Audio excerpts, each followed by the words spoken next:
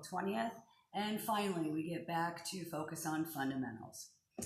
Hope everybody's had a wonderful weekend. And let's talk about the V-block tool. So the V-block tool is a wonderful tool that will make, I kind of pulled this out of one of the magazines. Look at that border. Isn't that kind of cute?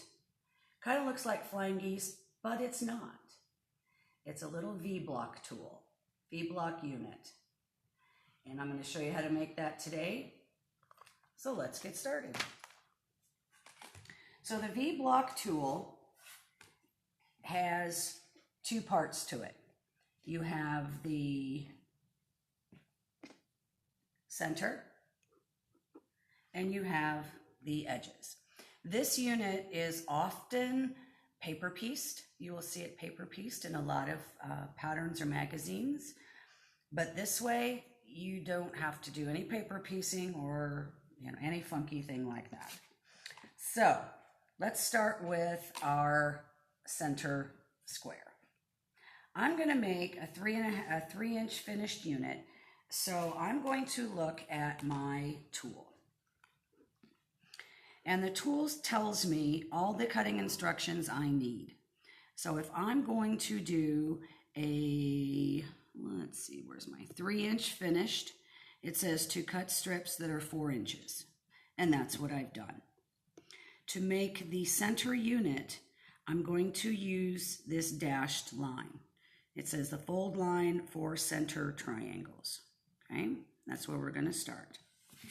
And what it tells me to do is you've got your fabric either right side together or wrong side together.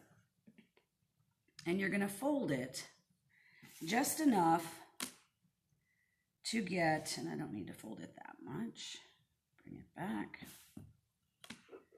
just enough to get the unit out of this strip.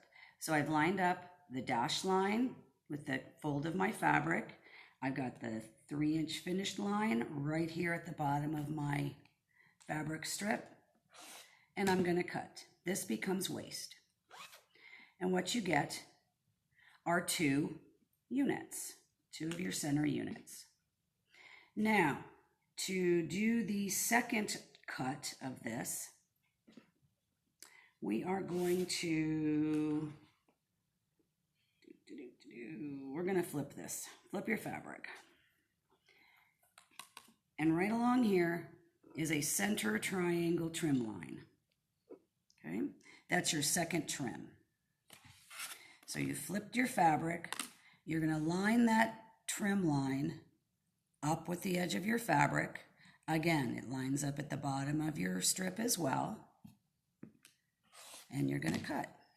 And you have 2 more. Flip it around. Use the long diagonal line. That's squared up here. And trim. Just that easy, okay? Now let's do the side pieces. For the side pieces, you also need a 4-inch strip. This side, you definitely want to have your units either right sides together or wrong sides together because we need mirror images. And what we're going to use this time is the cut line for side triangles. And that's this big bold line right here. Okay? So we're going to put that bold line against the edge of our strip. It ends up, the line goes across the bottom of your fabric as well. And you cut. Okay? So now you have mirror image pieces. And if these weren't white, you would understand that. So now, how are we going to cut this second one? What we're going to do for this one is, right here it says side triangle trim number 2. So we're going to rotate our tool, leave our fabric the way it is. You're going to come down here and you're going to line this line up with your already cut diagonal. It's going to line up at the bottom. This I'm not too worried about because this is oversized. And then you cut. Turn it around. Line it up with the big bold line, and you're going to cut again. Okay? So that's how we cut our pieces. Now, to construct our pieces, we want to set them up correctly. And this is how we're going to set them up. Okay, so it makes a square. If you set them up this way, that's not going to work. So you'll know real quick. Okay, and you also don't want them set this way. That's not going to work. So you've got to set them up the correct way. And I always put mine in piles next to my machine. So if I had 2 or 3 different pieces, I would pile them all up and put all my pieces where they need to go. Okay. When we go to sew, I always take the left side and put it to the side, because we'll use that one in a minute. I always do the right side first. I don't know why, but it's just what I do. You're going to take your side piece and you're going to put it right sides together with your center triangle, and you're going to line up the tip. And you're going to line up all the way down. Okay, you'll have a little hanging over the bottom, and that's fine. When you sew, you're going to sew with the triangle on top, and you're going to sew a good 1/4 inch. The reason we sew from this side is because this is the side that when we go to trim, we want to have this as accurate as possible. The white is oversized, but this is pretty accurate, so we want to make sure it stays that way. So we're going to do our nice 1/4 inch from here. And once you get that sewn and you press to the white, then you're going to add your left side piece. And it's going to be added in the same manner. You're going to line it up with the tip, line it up along the side, turn it over, and you're going to sew your good 1/4 inch. Okay? Not too hard. You got your point to line up with, so it's an easy to construct unit. Okay? Press to the white.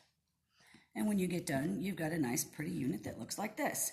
And it's oversized, so we need to trim it down. When we trim it down, you're going to put the point towards you first, and we're going to use all these wonderful little lines on here. Okay? This common diagonal that runs down the length of the tool is always going to sit on your right seat. And since I am making a 3-inch finished, I'm going to put the number 3 right at the point. And you've got this line right here, lines up right with your left side. You've got your common diagonal. Everything matches up. Trim up and trim across. Rotate your unit. This time we're going to use our cleanup lines because we're finishing it at 3, so it has to be trimmed to 3.5. So we have our 3.5 inch cleanup lines. We're going to line them along the outside edge. You've got this little X right here that's going to go in your tip, and you've got this little diagonal that's going to run down the side. So you've got lots of checks and balances to make sure that you get it in the right spot. Okay? So my X is in the tip.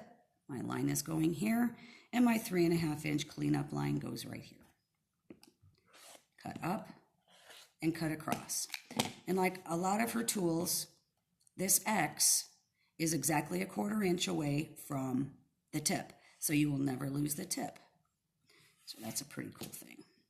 So now you have a finished V-block unit, and wouldn't that be cute running along the border of a little project? So that's our V-block tool for today. I hope you liked that one. And if you have any questions, let me know. Feel free to come in. I'll be happy to walk you through it. So until next time, have a fabulous day.